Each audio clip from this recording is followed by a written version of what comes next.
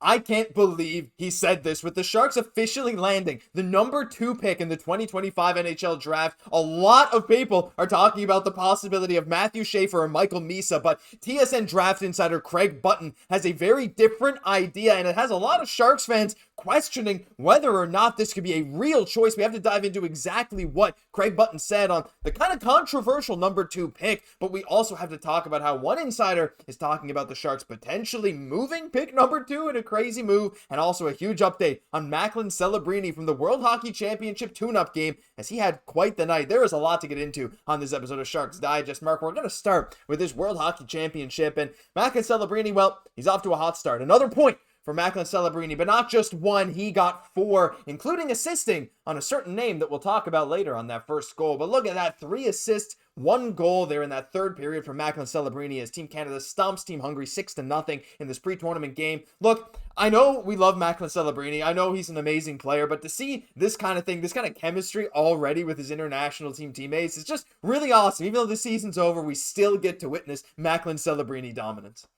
And I mean, the big thing going into this, he's going to soak up so much from this elite talent. Call him a soaker if you want to. He's going to go in with guys like Sidney Crosby and really learn from the way that he can grow going in. And we've already seen him dominant. So going into next season, I think he has a second leap to take with stuff that he can just learn.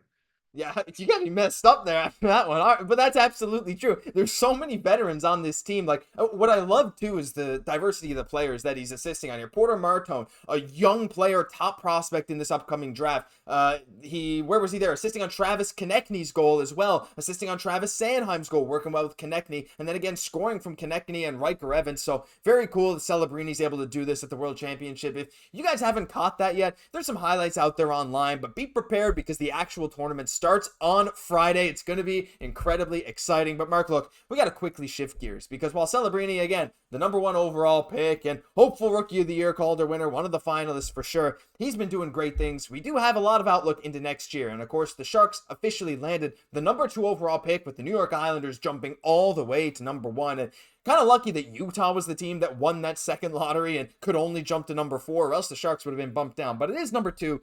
And I just wanted to toss this out there. This little thing that we saw there on Twitter. Curtis Pashelka, shout out Curtis Pashelka. Go give Curtis a follow on Twitter or whatever on social media. Absolutely worth it.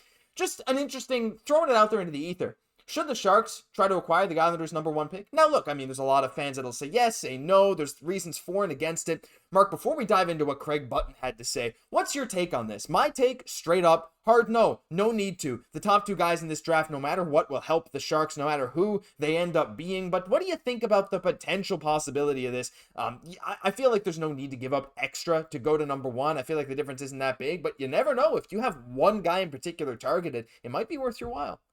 I mean, if Mike Grier really has, say, Schaefer at his number 1, this is what they need. They need him to build this team.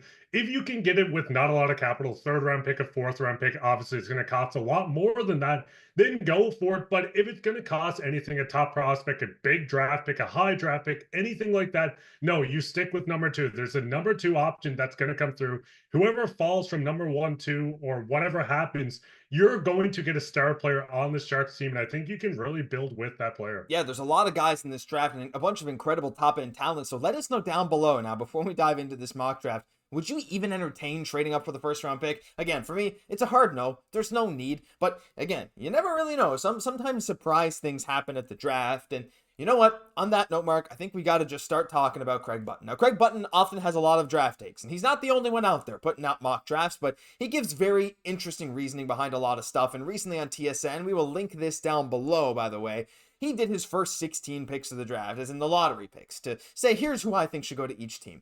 And, you know, he had Matthew Schaefer at number 1, as a lot of us probably predicted. You know, the Islanders are likely going to take him, though there's some news about James Higgins. We might be talking about that in a separate video. But he did not have Misa at number 2. I'll show you this instead. He had a certain guy named Porter Martone. He said Mike Grier is building a team. He's got Will Smith, Macklin Celebrini up the middle of the ice. He's got a stud defenseman in Sam Dickinson. He doesn't have anybody like Porter Martone. I think Porter Martone is like Brady Tkachuk.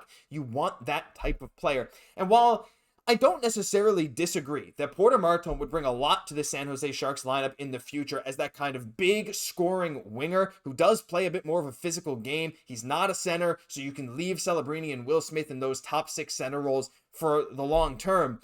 I just feel like, Mark, I don't know if it's just me. I know it's not just me. I know a lot of Sharks fans are talking about this too. A lot of us have just basically said, look, we've already relegated ourselves to saying we're getting Michael Misa. That's just what it is. And I'd be great with that.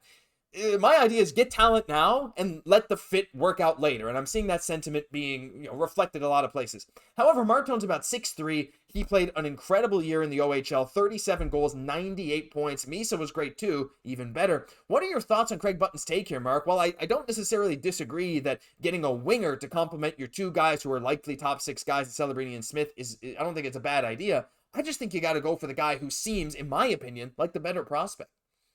I mean, looking at Martone from the first standpoint, you're getting a big body. We've seen Mike Grier go out and really try to beef up this team going into trade deadline and into the end of the season. So it would make sense if you want to get a guy like this, but Misa on the board at number 2, you have to take him.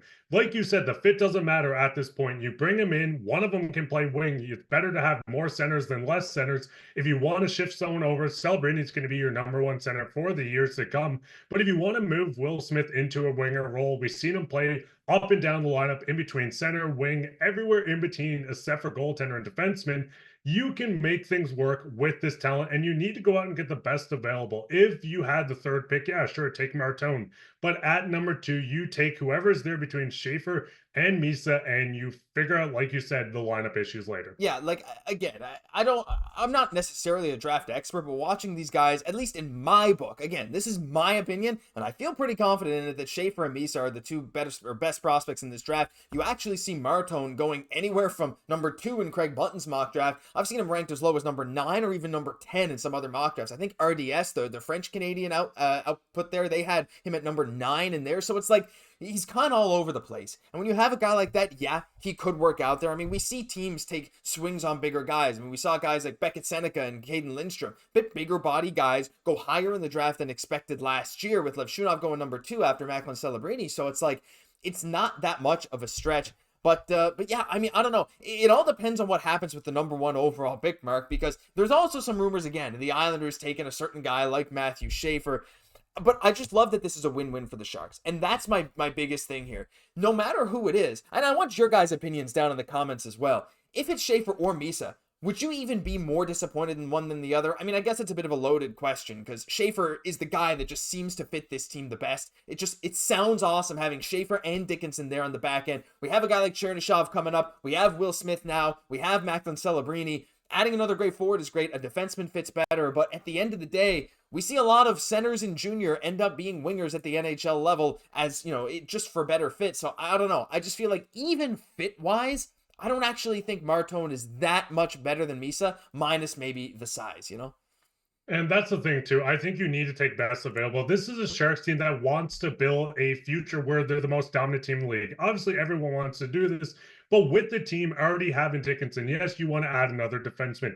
Maybe you go out and trade for someone like Noah Dobson in this draft to get someone in immediately. Schaefer drops to, yes, you take him immediately. But with Martone, I don't think you take this. If Martone slides to 5 or 6 in the draft somehow, sure, take a fling. See, can you trade up to get another top pick? Now, this is going to be very hard to do with how good some of this talent is. But right now, I think Misa and Celebrini together would be one of the, if not most dominant prospect pools of centers in the entire National Hockey League. The scoring core would look absolutely terrifying no matter what happens here at this draft. I'm very excited. You guys should be too. Yeah, it's not number 1, but number 2 is almost just as good in this draft. I can't wait to see what happens. Let us know your thoughts on all this. What are your thoughts on Porter Martone versus someone like Misa or Schaefer? Maybe you like Martone. Maybe you don't. We'd love to hear from you down below, because that'll do it for this episode of Sharks Digest. If you enjoyed, leave a like, comment, subscribe to the channel. Thank you all for tuning into all your latest Sharks news. I'm Josh Gosse, my co-host, Mark Pye. We'll catch you in the next one.